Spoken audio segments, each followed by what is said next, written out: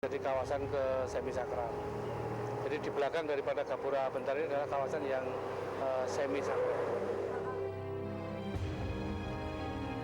Kini pembangunan pabrik baja milik PT Manunggal Sentral Baja telah masuk tahap penanaman tiang pancang, dan hal ini sangat disayangkan.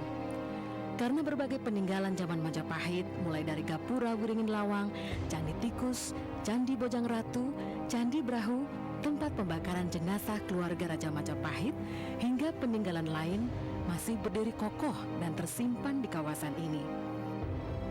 Bahkan di lokasi pabrik baja tersebut, sebelumnya ditemukan berbagai artefak dan struktur bangunan kuno. Bukan itu saja, limbah yang dihasilkan pabrik baja ini ketika telah beroperasi dikhawatirkan akan merusak struktur arkeologis yang ada di Trowulan nantinya. Dan untuk mencegah kerusakan, Gubernur Jawa Timur akhirnya turun tangan. Gubernur akan merestorasi kawasan seluas 121 km persegi di sekitar Trowulan hingga Jombang ini, dan akan dikembalikan seperti masa Majapahit dulu, dimulai dari Desa Bejijong, Desa Jatipasar, dan Desa Sentonorejo. Kawasan itu menjadi kawasan wisata dan kawasan tentang situs Majapahit. Maka ada geopark di situ untuk Majapahit. Nah, tetapi ke depan bukan saja untuk pusat informasi Majapahit, tapi Jawa Timur ingin membangun restorasi. Jadi ada pendoponya dulu seperti apa kita bangun. Tidak hanya direstorasi, Gubernur Jawa Timur juga berniat mengajukan situs Trowulan ke UNESCO sebagai World Heritage atau situs warisan dunia seperti Candi Borobudur yang telah terdaftar sebelumnya. Dengan adanya restorasi yang dilakukan pemerintah Provinsi Jawa Timur, masyarakat bisa melihat kondisi masa Majapahit dahulu. Dengan demikian, bisa menarik minat wisatawan, baik lokal maupun asing, untuk berkunjung dan melihat sisa kekuasaan dari Kerajaan Majapahit. Nah, dengan adanya restorasi itu dengan memberikan insentif yang kemudian nanti rumah yang direnovasi dengan model Majapahit, maka akan lebih memvisualisasikan, lebih mengkonkretkan bagaimana gambaran dari masyarakat, gambaran dari pelajar maupun dari siswa dan generasi muda mengenai masalah situasi Majapahit pada waktu itu, sehingga gambarannya itu bisa lebih konkret begitu. Untuk melindungi situs-situs Majapahit, tidak hanya restorasi yang dilakukan, tetapi ada beberapa hal yang perlu diperhatikan. Salah satunya, peningkatan jaminan budaya yang harus memenuhi 5 unsur, meliputi benda, bangunan, struktur, kawasan, dan situs. Selain itu harus tercantum dalam rancangan tata ruang wilayah nasional, provinsi, dan kabupaten. Dengan demikian, situs-situs peninggalan Majapahit tidak akan bisa dirusak. Di dalam Undang-Undang Nomor 11 Tahun 2010 itu ada 5 jenis yang termasuk cagar budaya, yaitu yang pertama benda cagar budaya, yang kedua adalah situs cagar budaya, yang ketiga adalah bangunan cagar budaya, yang keempat adalah struktur cagar budaya, yang kelima adalah kawasan cagar budaya. Nah, untuk melindungi ini, karena Majapahit itu Trowulan itu meliputi satu lahan yang cukup luas, dan di sana banyak sekali bangunan, kemudian juga struktur, juga situs cagar budaya, maka ini harus disebut sebagai kawasan cagar budaya.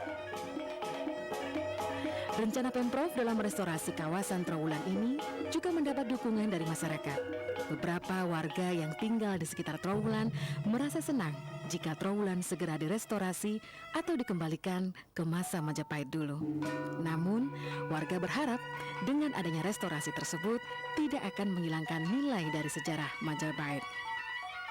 Untuk pemerintah sendiri mohon sekiranya memberikan perhatian yang khusus terhadap peninggalan-peninggalan bersejarah, termasuk candi-candi yang ada di wilayah Mojokerto.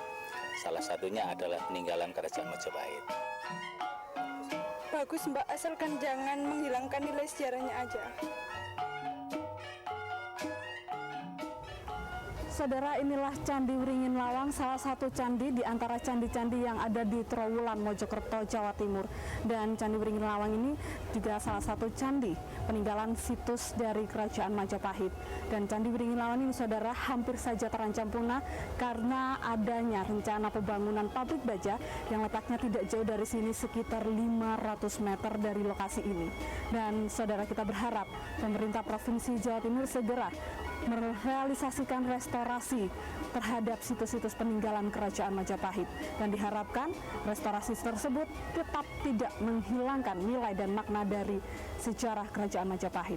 Catherine Ellison, Muhammad Faisal, Kompas TV, Mojokerto, Jawa Timur.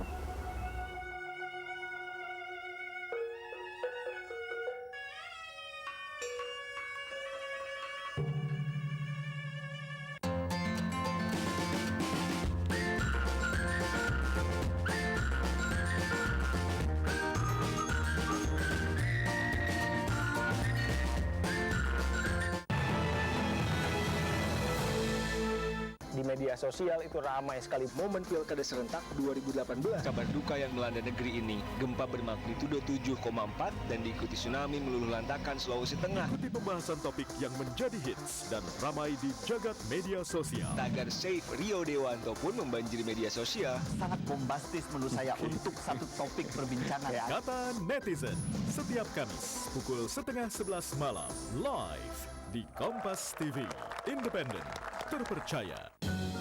Al-Quran memberikan petunjuk.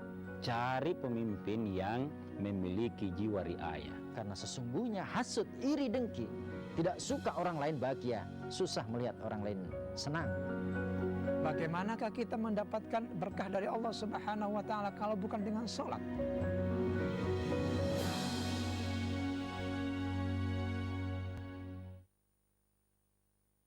Kompas TV, independen, terpercaya. Kisah putra-putri pelindung Nusantara. Kegigihan memberikan yang terbaik.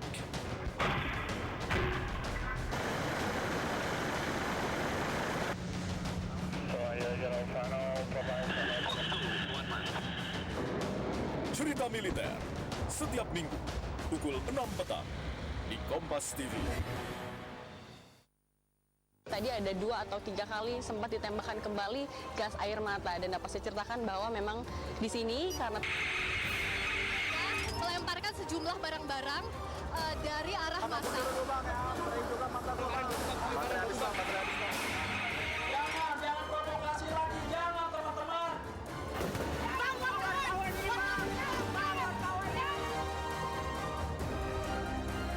Kompas TV, independen, terpercaya.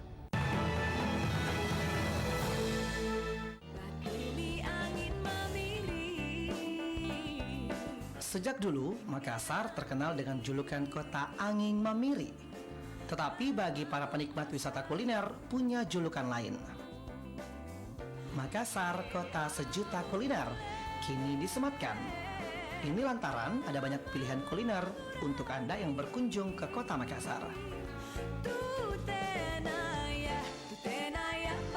Nah, untuk membuktikan seperti apa kelezatan kuliner di kota Paradaeng, saudara, yuk temani saya berkeliling mencari kuliner yang pas untuk kita santap hari ini. Mencari kuliner yang katanya cukup favorit di kota Makassar memang paling pas menumpang beca, kendaraan tradisional yang masih beroperasi hingga saat ini, sambil menikmati sepoi-sepoinya angin memiri.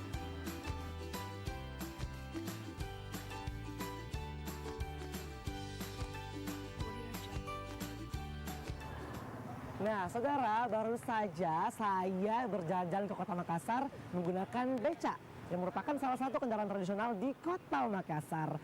Nah, habis keliling-keliling saya kayaknya lapar nih, dan saya ingin mencoba ini dia, kapurung kasuari. Kira-kira seperti apa sih kenikmatan kapurung ini ya, katanya enak banget. Saja kita cobain.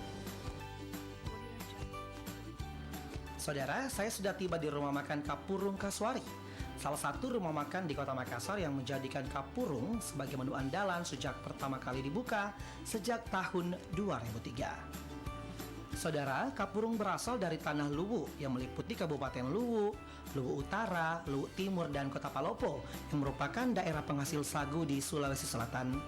Jadi tak heran jika ada banyak makanan yang dibuat dari olahan sagu, tidak terkecuali kapurung.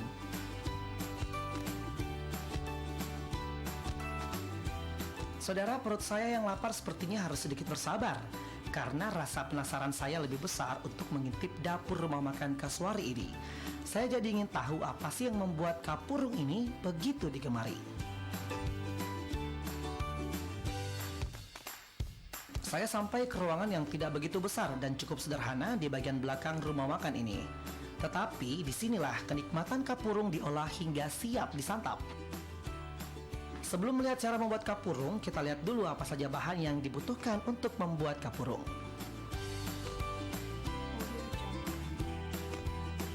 Pertama, tentu saja sagu, terong rebus, daun bayam, kacang panjang, jantung pisang, kacang tanah yang telah digoreng dan dihaluskan, jagung kuning rebus, asam patikala atau buah dari bunga kecombrang, jeruk purut, jeruk nipis, dan jangan lupa untuk pelengkap yang wajib ada yaitu ikan mairo, udang, dan juga ayam.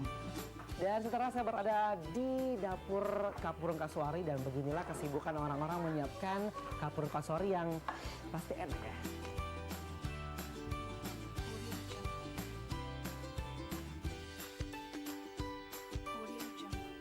Pembuatan kapurung dimulai dengan proses siram sagu, yakni sagu disiram dengan air mendidih hingga meleleh dan menjadi kenyal, serta siap untuk dibentuk seperti bulatan-bulatan kecil. Namun ternyata membuat bulatan dari sagu ini tidaklah mudah, karena ada cara tersendiri yang disebut dengan makdui, di mana sagu yang kenyal kemudian diambil dengan menggunakan sumpit, lalu diputar-putar menjadi bulatan-bulatan kecil, lalu dimasukkan ke dalam wadah berisi air dingin. Setelah itu, barulah bahan lainnya dicampur dan dimasak bersama-sama dengan bulatan sagu. Dan jadilah kapurung. Rasa asam patikala yang menjadi keautentikan kapurung Kasuari ini langsung terasa begitu saya menyeruput kuah kapurung ini. Sagu yang kental ketika sampai di lidah membuat sensasi berbeda. Tambah lagi campuran sayuran yang masih segar, ikan mairo, ayam, dan udang membuat kapurung ini makin kaya akan rasa. Ada tips buat Anda yang ingin mencoba kapurung, sebaiknya sagunya jangan dikunyah ya, melainkan langsung ditelan.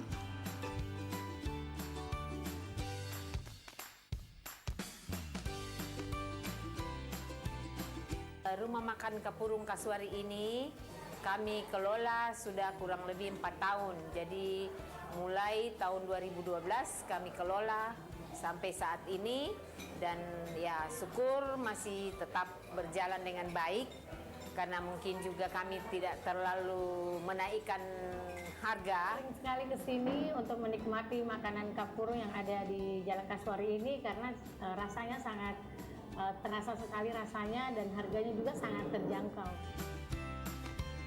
Bagi Anda pecinta kuliner yang akan berkunjung ke Kota Makassar, bisa memasukkan kapurung ke rumah makan Kasuari yang berada di Jalan Kasuari Makassar dalam daftar menu wisata kuliner Anda.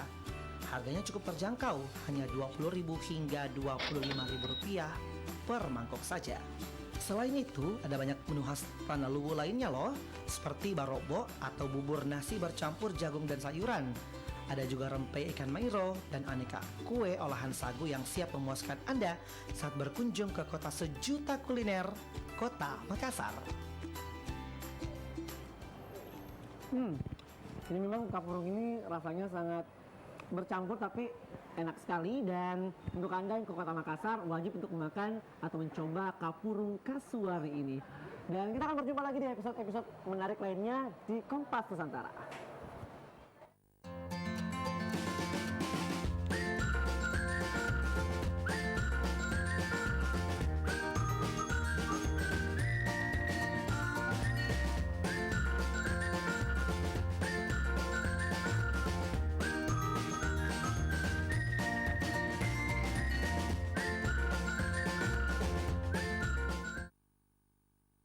Menikmati sajian informasi tidak harus dengan mengerutkan dahi. Saya Bayu Sutiono.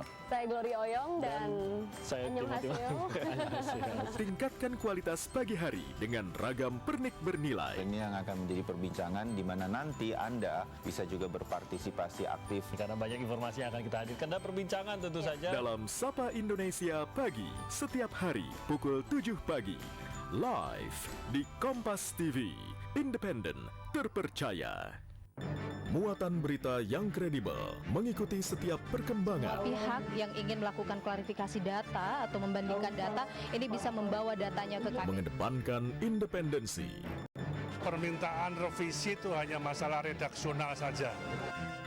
Kompas Siang, Senin sampai Jumat pukul 11 siang, Sabtu dan Minggu pukul 12 siang. Live di Kompas TV, independen, terpercaya. Halo, selamat siang saudara. Apa kabarnya Anda di siang hari ini? Terik maupun hujan, jangan sampai membuat siang hari Anda berlalu tanpa makna. Kami rangkum dengan informasi lainnya dalam Sapa Indonesia siang hari ini untuk Anda. Saya Gibran Muhammad. Saya Audrey Chandra. Isi waktu siang Anda dengan sajian informasi kaya warna dalam Sapa